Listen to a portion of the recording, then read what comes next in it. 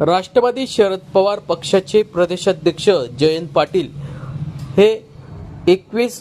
जुलै रोजी रविवारी जळगाव जिल्हा दौऱ्यावर येत असून राष्ट्रवादी शरद पवार पक्षातर्फे आज दिनांक 20 जुलै रोजी संध्याकाळी 6 वाजता प्रसिद्धी पत्रक काढत याबाबत राष्ट्रवादी शरद पवार पक्षाचे जिल्हाध्यक्ष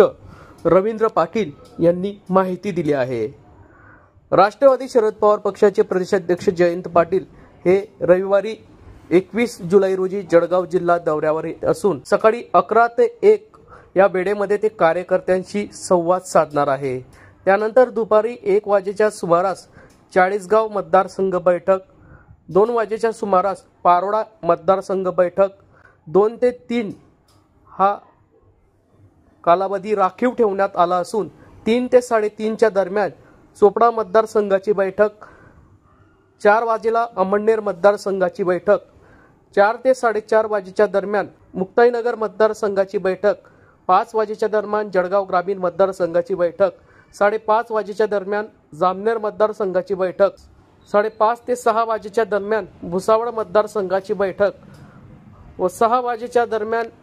पाचोरा मतदारसंघाची बैठक व 6:30 ते 7 वाजेच्या दरम्यान जळगाव शहर मतदारसंघाच्या बैठकीचे आयोजन